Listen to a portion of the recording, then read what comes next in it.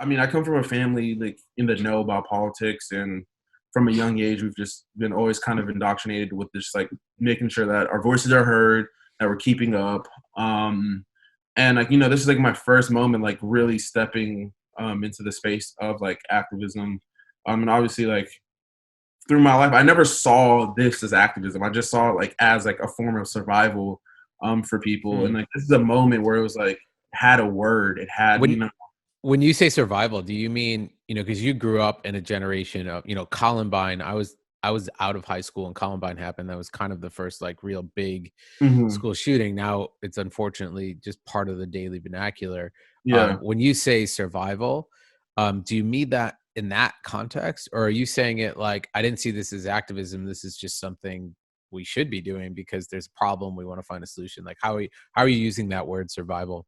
I mean, when I say survival, it's more like there have been like especially Black communities, just throughout history, who had like there was no word for this. It was like, especially take it back to the civil rights movement. Like there's this grand injustice being dealt to Black people on a day in and day out, basis, and like they saw mobilizing and organizing as a method of like liberating themselves, as like bringing them just kind of outside of an oppressive regime, which was especially in the South, like laws like Jim Crow and segregation and redlining. And it was like they had to do it because they needed to survive. There was no other way. There was no other Mm, option, right?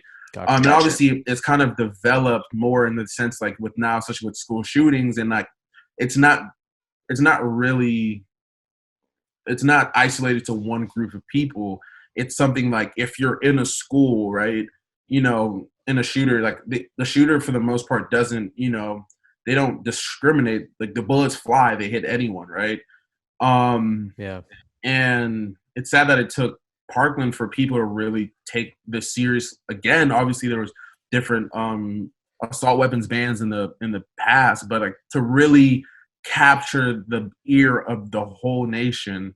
So when I say survival, it's kind of like it's kind of two sided. Whereas like it's been survival for so many Black and brown folks since the beginning of this country, and like throughout history. But it's also been like now it's also like this sense of survival for like young people and just people in general that Mm, like